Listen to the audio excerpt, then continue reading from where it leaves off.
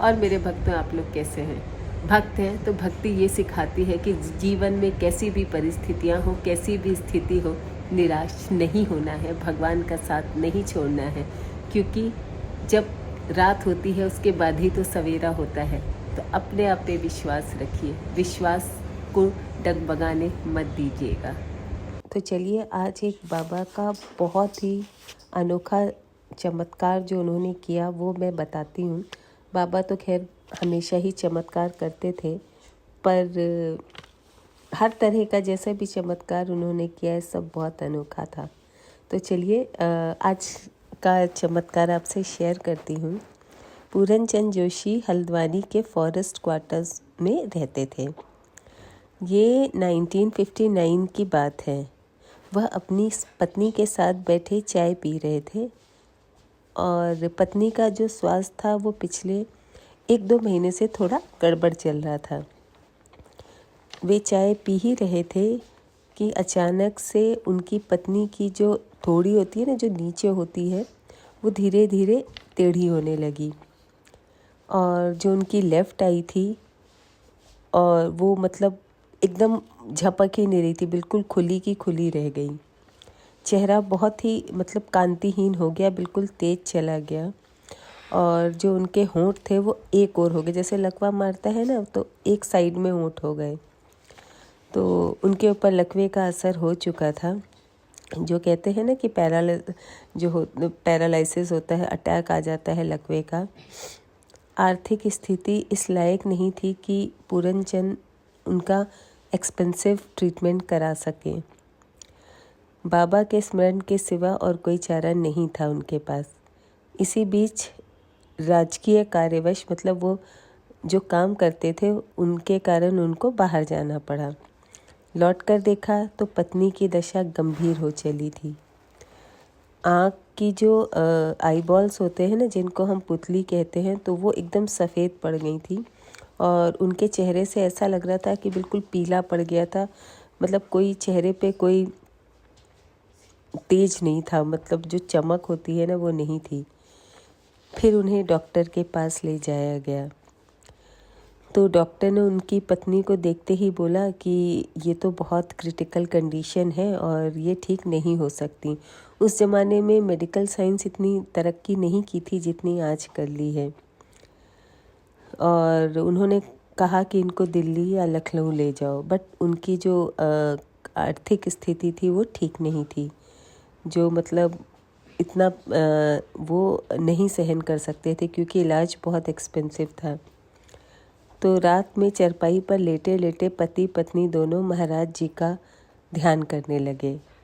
दोनों सो गए, उनको पता नहीं कब नींद आ गई। पर जैसे ही सुबह के 4 बज रहे थे, जो कमला थी, उनकी पत्नी का नाम कमला थी, वो नींद से उठी और उठते ही बोली, अरे महाराज जी के नहाने के लिए गर्म पानी करना है। दरअसल वे दोनों लोग रात में सपने में महाराज जी के साथी थे, मतलब महाराज जी दोनों के सपनों में आए थे। पत्नी की बात सुनकर जोशी जी हड़बड़ा कर उठ बैठे। देखा तो महाराज जी तो नहीं थे वहाँ, लेकिन पत्नी के चेहरे में थोड़ा सा चेंज आया था। उनकी जो आँख बिल्कुल खुली हुई थी वो थोड़ा थोड़ा झपकने लगी और जो ठुड्डी थी उनकी वो थोड़ा सा अपने जगह पर आ रही थी। बस जो उनकी आई बॉल में जो वाइटनेस आ गई थी और होंठ जो थोड़े टेढ़े हो गए थे वो थोड़े थोड़े बचे हुए थे। लगता था ये स्वप्न में रात भर महाराज जी के साथ रहने का ही असर दिख रहा था। जोशी जी पत्नी को डॉक्टर के पास ले गए। डॉक्टर को भी विश्वास नहीं हुआ कि ये कैसे हो गया। ये तो केवल महाराज जी की दया और कृपा का फल है। पुतली की जो सफ़ेदी थी उसको दूर करने के लिए उन्होंने कहा कि उन्होंने दवा की शीशी दी, एट्रोपिन करके उस टाइम पे आती थी, वो लेकर के आए और उन्होंने वो उनकी आंख में डाला, कमला जी की। थोड़ी देर में उनकी जो सफ़ेदी थी वो, मतलब आंखें जो है बिल्कुल नॉर्मल सी उनकी हो गई। परंतु जो उनका चेहरा था वो अभी भी थोड़ा सा टेढ़ा था और बिल्कुल जिसे कहते हैं ना कि चेहरे पे कोई चमक नहीं थी। ये 2 चीज़ें रह गई थी। 10-12 दिनों बाद महाराज जी जोशी जी के यहाँ आए। मॉर्निंग का टाइम था। उस समय कमला जी बाहर नल से पानी भरने निकली थी। उस टाइम पे होता था ना, कोई मेड वेड होती नहीं थी, औरतें ही घर का काम करती थी। औरत बीमार भी हो जाती थी फिर भी थोड़ा बहुत काम काज तो उसे करना ही पड़ता था। तो ये तो मतलब बहुत नॉर्मल बात थी, क्योंकि अब इस टाइम पे तो हमारे पास बहुत सी मेड्स होती हैं सब काम करने के लिए, बट उस टाइम पे ऐसा इतना लोग नहीं रखते थे। तो महाराज जी को देखते ही बहुत खुश हुई और उनका पैर छूने के लिए नीचे झुकी। तो बाबा ने उनके चेहरे पर हाथ फेरते हुए उनसे पूछा, बहू क्या हो गया था तुझे? फिर उन्होंने कहा कि बस जो लकवा का रहा सहा असर है वो भी अब तेरा ठीक हो जाएगा, और थोड़ी ही देर में, मतलब बिल्कुल विद इन अ सेकेंड उनका वो सारा जो टेढ़ापन था और जो चेहरा बिल्कुल पीला सा पड़ गया था वो सब दूर हो गया, और उनके जो लिप्स थे, जो होंठ थे, वो बिल्कुल पहले की तरह हो गए, और जो चेहरे पे चमक थी वो वापस आ गई, और पत्नी बिल्कुल वैसे ही हो गई जैसे वो पहले थी। और बाबा का चलिए एक और छोटा सा चमत्कार बताती हूँ कि एक बार महाराज जी कार से कहीं जा रहे थे। अनगिनत चमत्कार हैं। रास्ते में कार का पेट्रोल खत्म हो गया और कार खड़ी हो गई। बहुत इतने सारे हैं कि वहाँ ऐसी जगह कार रुकी थी जहाँ मतलब पेट्रोल मिलना असंभव था। उस टाइम पे ऐसा थोड़ी था कि जगह जगह पर पेट्रोल पंप हैं।